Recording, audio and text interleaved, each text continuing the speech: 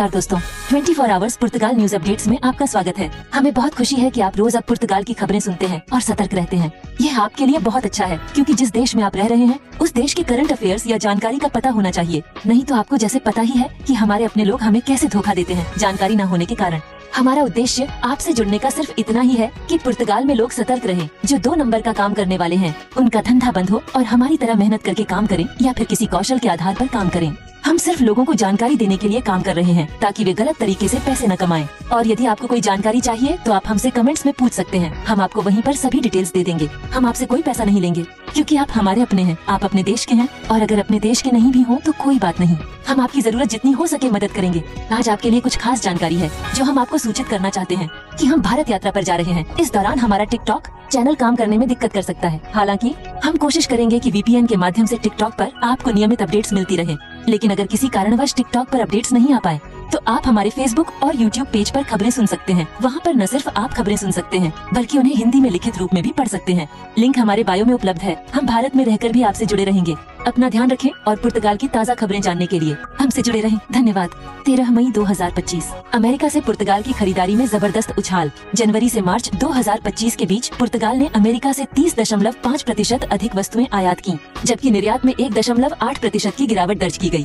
गेहूं के आयात में चौंकाने वाली वृद्धि 44,305.9%, जो 95.9 हजार यूरो से बढ़कर 42.6 मिलियन यूरो तक पहुंच गया। मशीनरी का आयात 253.2% और विमान व विशेष उपकरणों का आयात 951% बढ़ा। औषधियों का निर्यात 32.1% बढ़ा और फर्नीचर व गद्दों का 31.9%। हालांकि खनिज तेलों के निर्यात में 43.8%, इलेक्ट्रिकल मशीनों में 19.6% और लौह इस्पात उत्पादों में 13 से 18% तक की गिरावट आई। विदेशी कामगारों के लिए पुर्तगाल में ग्रीन लेन योजना लागू। 1 अप्रैल 2025 से लागू हुई यह योजना विदेशी श्रमिकों की नियुक्ति प्रक्रिया को तेज करती है। इसमें नौकरी अनुबंध, पुर्तगाली भाषा में प्रशिक्षण और उचित आवास अनिवार्य है। कुल 5 चरणों की प्रक्रिया में 20 दिनों के भीतर वीजा जारी किया जाता है यदि सभी दस्तावेज सही हों। यह सुविधा सिर्फ बड़ी कंपनियों और व्यावसायिक एसोसिएशनों के लिए ही उपलब्ध है। पुर्तगाल में डैश कैम पर प्रतिबंध, भारी जुर्माना संभव। पुर्तगाल में डैश कैम का इस्तेमाल अवैध है क्योंकि इसे निजता का उल्लंघन माना जाता है। डेटा सुरक्षा आयोग के अनुसार सड़क या पड़ोसी संपत्ति की रिकॉर्डिंग कानून द्वारा प्रतिबंधित है। सिविल कोड की धारा 69 और क्रिमिनल कोड की धारा 199 के तहत अनुमति के बिना किसी की तस्वीर या वीडियो लेना अपराध है। केवल जनहित या सार्वजनिक घटनाओं की रिकॉर्डिंग पर कुछ छूट हो सकती है। फुटबॉल मैच के चलते लिस्बन में दुकानें फिर समय से पहले बंद। शनिवार 17 मई 2025 को फुटबॉल चैंपियनशिप के मद्देनजर मार्क्वेस डी पोम्बाल क्षेत्र की लगभग 60 दुकानें, कैफे और सुपरमार्केट शाम 5 बजे बंद किए जाएंगे। यह निर्णय सुरक्षा कारणों से लिया गया है ताकि भीड़भाड़ और झगड़ों से बचा जा सके। बेनफिका और स्पोर्टिंग के बीच पिछला मैच बराबरी 1-1 पर रहा, जिससे खिताब का फैसला अब 17 मई को होगा। रेस्तरां संघ एचरीस्पी ने आर्थिक नुकसान पर चिंता जताई लेकिन निर्णय को समझा। रेल हड़ताल से पुर्तगाल में ट्रेनों की भारी रद्दीकरण। 13 मई 2025 को सुबह 12 बजे से 8:30 तक 250 में से 178 ट्रेनें 71.2% रद्द की गयी। लिस्बन में 76, पोर्तो में 31 और रीजनल मार्गों पर 52 ट्रेनें रद्द। लंबी दूरी की 13 ट्रेनें समय पर चली।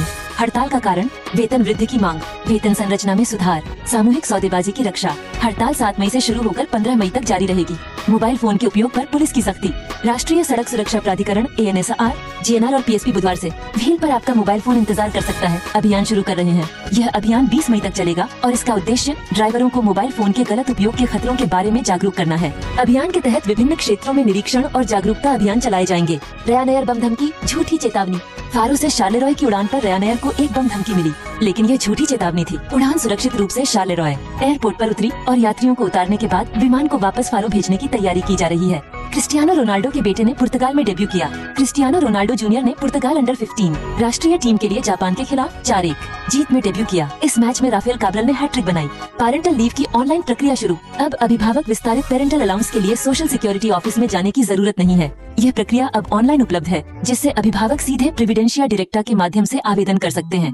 यह नया पहल पुनर्निर्माण योजना PRR के तहत विकसित किया गया है। गन्स एंड रोजेस शो को 4,50,000 यूरो का समर्थन। कोइम्ब्रा शहर ने गन्स एंड रोजेस के कंसर्ट के लिए प्रमोटर एवरीथिंग इज न्यू को 4,50,000 यूरो का समर्थन मंजूर किया है। यह शो 6 जून को कोइम्ब्रा स्टेडियम में होगा और कोइम्ब्रा शहर के पर्यटन को बढ़ावा देने का हिस्सा है।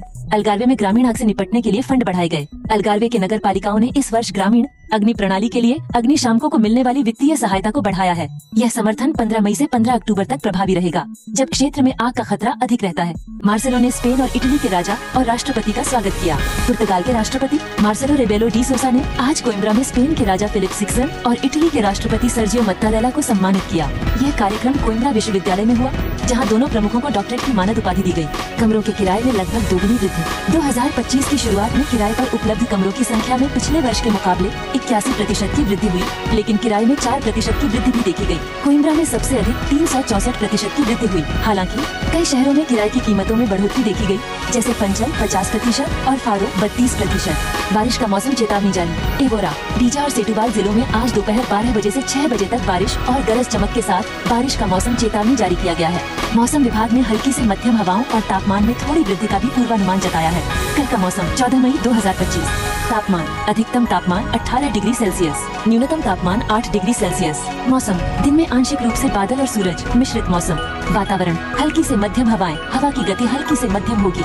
आसमान में आंशिक बादल। इस दिन हल्की सर्दी का अनुभव हो सकता है, इसलिए हल्के गर्म कपड़े पहनना उचित। आज के लिए बस इतना ही। कल फिर कुछ नई और ताज़ा खबरों के साथ मिलेंगे। तब तक खुश रहिए, सुरक्षित रहिए। Por hoje é só. Amanhã nos encontramos com mais notícias novas e frescas. Até lá, fiquem felizes, fiquem seguros.